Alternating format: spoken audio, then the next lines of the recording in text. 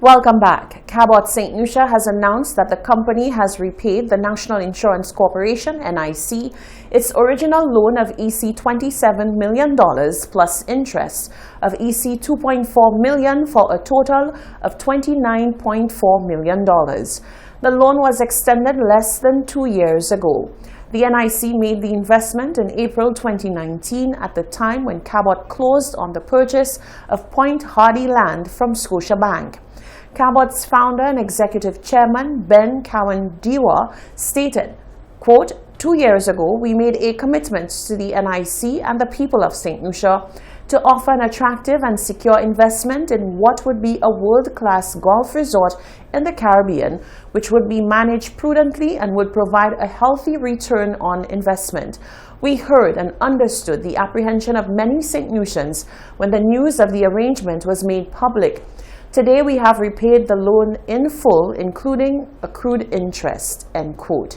NIC earned $2.4 million in interest. The chairman, Isaac Anthony, indicated his pleasure that the NIC and the people of St. Lucia have benefited tremendously from the investment. In other news, the president of the Craft and Dry Goods Vendors Association is expressing elation with the resumption of cruise tourism come July. Peter Russ Iper Isaac says that vendors welcome the opportunity to earn an income once again. But he says he is concerned that the continued spike in crime will deter visitors from coming to St. Lucia's shores.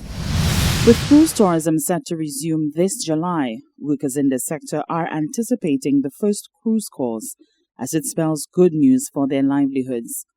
When cruise calls halted last year, workers lost their income and had to find alternate means of feeding their families. According to the president of the Craft and Dry Goods Vendors Association, Peter Russ Iper Isaac, the income support from government agencies did little to help their situation. One instance where we had a lump sum of $1,500 and nothing after that. And so we are really hurting. So we are happy that cruise ships will resume coming into St. Lucia. But the bitter side of it for us would be a number of vendors, the goods either spoil or damage or in one way or the other, being in that place for so long. And we don't know the question of where would they get the funds to really replenish goods and stock and so on. So that's one of the areas that we are concerned about in terms of our vendors going out there and that they could really have goods to deal with the market. While tourism officials have assured the public that the most stringent measures will be adhered to, vendors are concerned that St. Lucia will see another spike in COVID-19 cases. Especially cruise ships, they are a sort of incubators for diseases and viruses. So obviously our concern would be, I'm sure, genuine, that we are concerned that we are opening another gate, another door to accepting or taking in the virus in St. Lucia. Now the Ministry of Tourism said they would do testing. I hope they would do testing for even people who have some proof of testing, but before they disembark from these ships, that they would be doing the testing and before they, and this is a very difficult scenario. To top it all off, the association's president says the rise in crime is a deterrent to visitors disembarking the vessels. Now our crime situation is heightened. In one weekend we had about 4 homicides. So we are saying, would it be okay that these people will be able to come off the ship and to come and patronize us? We are concerned about that.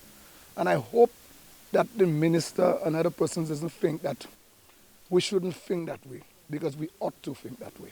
Because we have had situations where ships are in the harbor and people are not encouraged to leave the ship to disembark, to come to patronize us. So we are concerned about that as well. St. Lucia will welcome its first international cruise ship, Celebrity Millennium, when the sector resumes mid-July. For the Hot 7 News, Nisha Charles reporting. Thank you, Nisha. The Castries City Council, led by Castries Mayor Peterson Francis, is hoping to address the issue surrounding Castries vendors, namely those who ply their trade along the busy streets of Castries. The mayor says much effort has been made to facilitate vendors, yet they refuse to adhere to the stipulations set for them, and so this will no longer be tolerated.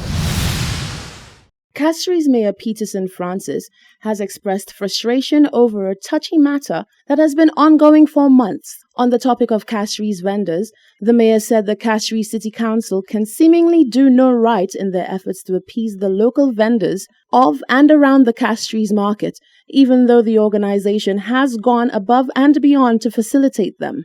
The mayor called a press conference on Tuesday morning to say that enough is enough and that the CCC will be taking the necessary steps to address the growing problems of vendors who refuse to adhere to the regulations, especially those who operate the mobile trolleys. We have a very serious issue as the vending on the road.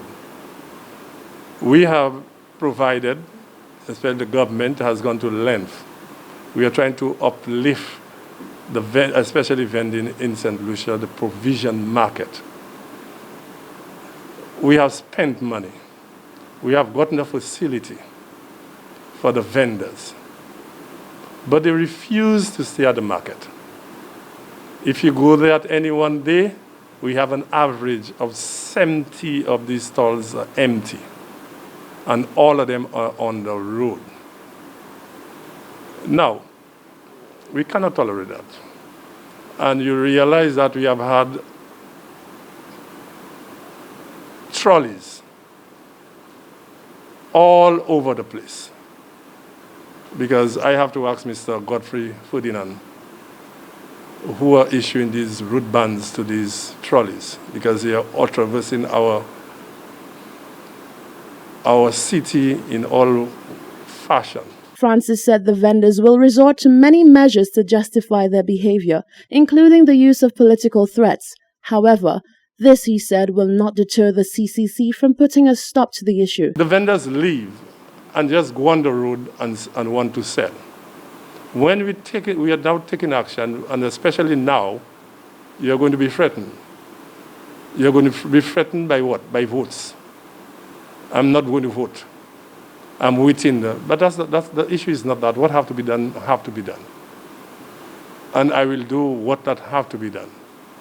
So we are on a campaign to get these trolleys and these vendors, especially those who has a booth at the provision market of the road. Now we know it's very easy that is Maliwe. What they're going to do? Everything in this country is Maliwe.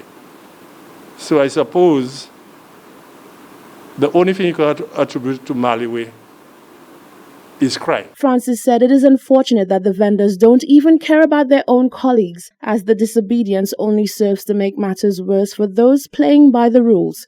Reporting for Hot 7 News, I am Rochelle Gonzalez.